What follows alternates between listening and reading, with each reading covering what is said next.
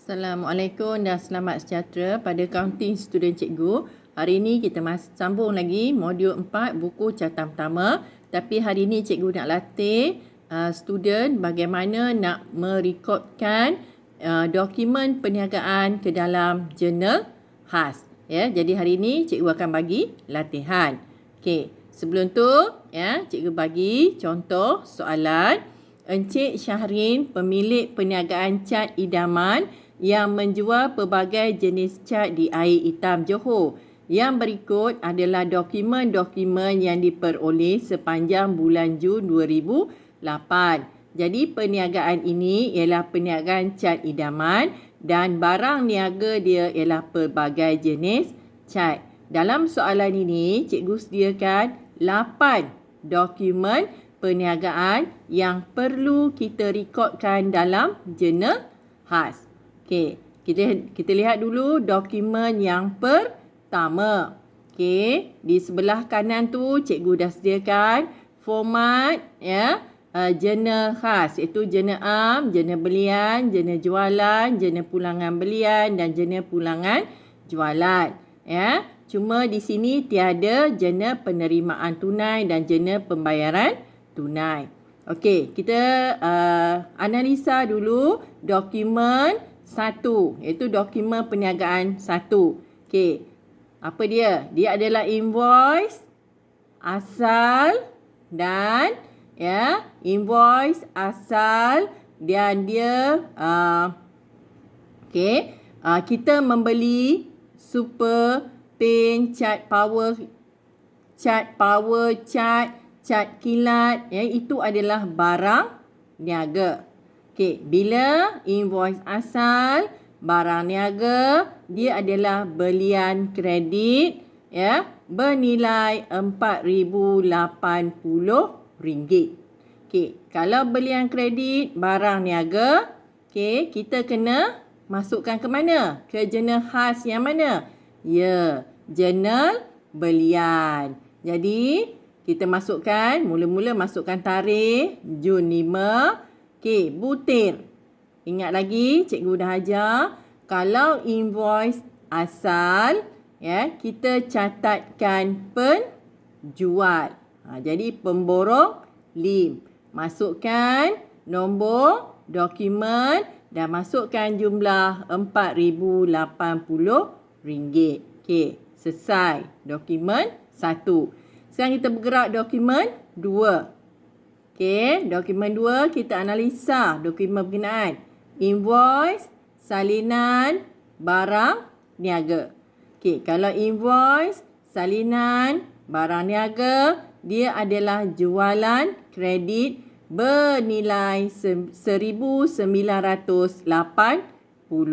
Kalau jualan kredit, kita masukkan ke mana? Jurnal jualan. Okey, kita masukkan tarikh Jun 11. Okey, kalau salinan nak tulis penjual atau pembeli? Ya, bagus. Kita tulis pembeli. Kedai cat Hamdad. Masukkan nombor dokumen dan masukkan jumlah 1,980. Okey, siap. Sekarang kita bergerak ke dokumen yang ketiga. Analisa lagi dokumen. Ya, nota kredit asal. Ya, bila kita nampak nota kredit asal, dia adalah pulangan belian bernilai RM160. Kalau pulangan belian nak catat di mana? Okey, kita catat di jurnal pulangan belian. Okey, masukkan tarikh Jun 8. Okey, kalau asal nak catat penjual atau pembeli? Ya, kita catat penjual. Okey, masukkan nombor dokumen, masukkan jumlah. Soalnya dokumen yang keempat. Kita analisa lagi. Nota kredit salinan. Nota kredit melibatkan pulangan. Kalau salinan, dia pulangan jualan bernilai RM144. Okey, kalau pulangan jualan, kita kena rekod di mana? Di jurnal pulangan jualan. Jadi kita rekodkan tarikh Jun 16. salinan kita nak rekod penjual atau pembeli?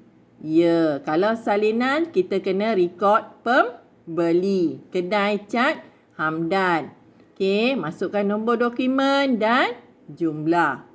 Okey, seterusnya dokumen yang kelima. Okey, dokumen yang kelima, kita analisa lagi. Invoice asal barang niaga. Ya, invoice asal barang niaga. Bermakna kita membuat belian kredit. Okey, bernilai 2,160. Okey, kalau belian kredit, kita kena rekod di jurnal belian. Okey, masukkan tarikh. Baik, sekarang ni nak rekodkan pembeli atau penjual. Ya, kalau asal penjual, perniagaan Hasnul. Masukkan nombor dokumen dan masukkan jumlah.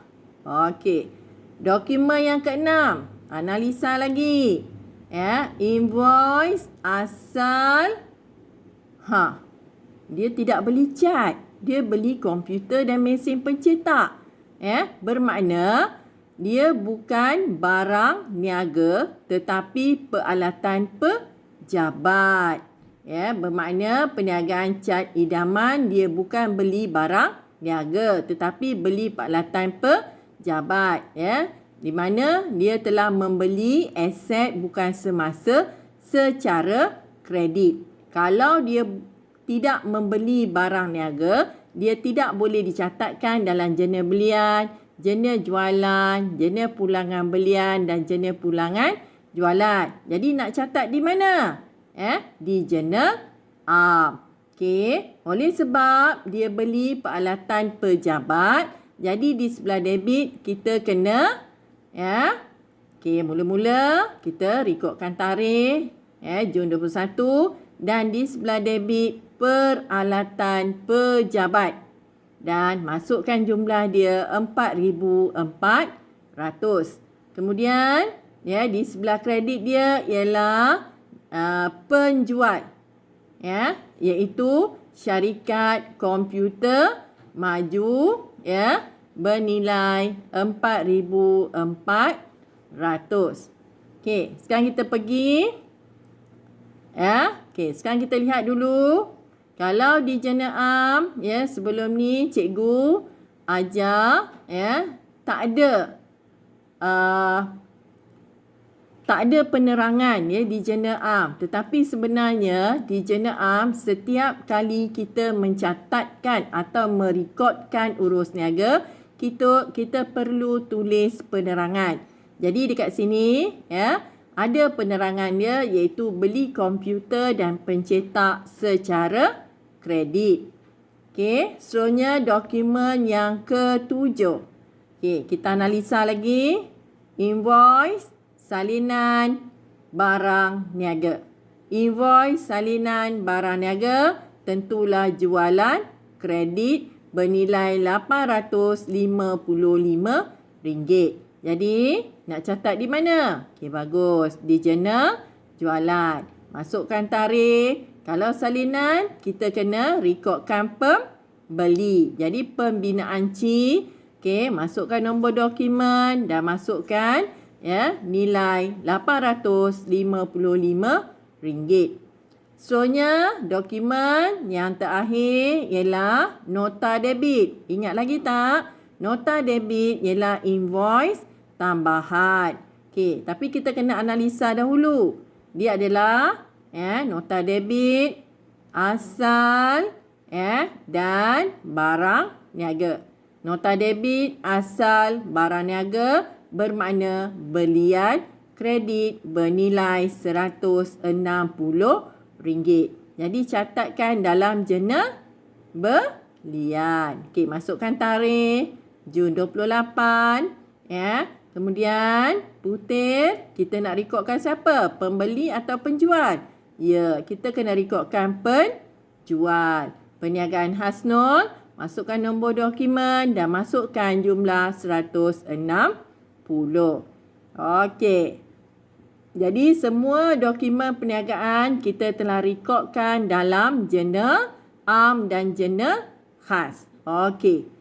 Sekarang ni, ya, setelah selesai perekodan, semua jurnal khas perlu ditutup kecuali jurnal am.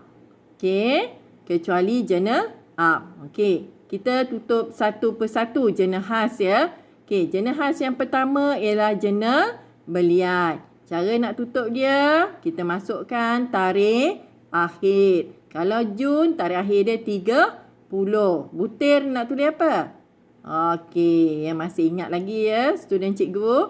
Butir dia kalau jurnal belian, kita rekodkan akaun belian dalam kurungan DT. Ya, debit. Dalam kurungan debit dan di bahagian jumlah, kita jumlahkan ya ke semua ya belian yang telah kita buat, iaitu RM4,080, RM2,160 dan RM160. Jadi belian keseluruhannya RM6,400. Okey, jurnal khas yang kedua, jurnal jualan. Okey, masukkan tarikh ya. Kalau jurnal jualan, kita tulis akaun jualan dalam kurungan kredit KT dan kita jumlahkan. Ya, kita kira dan kita dapat jumlah dia RM2,835. Soalnya, jurnal khas yang ketiga ialah jurnal pulangan belian. Okey, jurnal pulangan belian, masukkan tarikh akhir. Ya, kalau jurnal pulangan belian nak tulis apa? Okey, bagus. Tulis akaun pulangan belian dalam kurungan di sebelah kredit KT dan jumlahkan ya 160. Akhir sekali ialah jurnal pulangan jualan. Okey, masukkan tarikh akhir 30. Kalau jurnal pulangan jualan, kita nak tulis apa? Akaun pulangan jualan di sebelah debit dalam kurungan debit DT dan jumlahkan dia 144. Bila dah tutup semua, ya, maka selesailah ya perekodan kita ke dalam jurnal am dan jurnal khas. Sekian, terima kasih.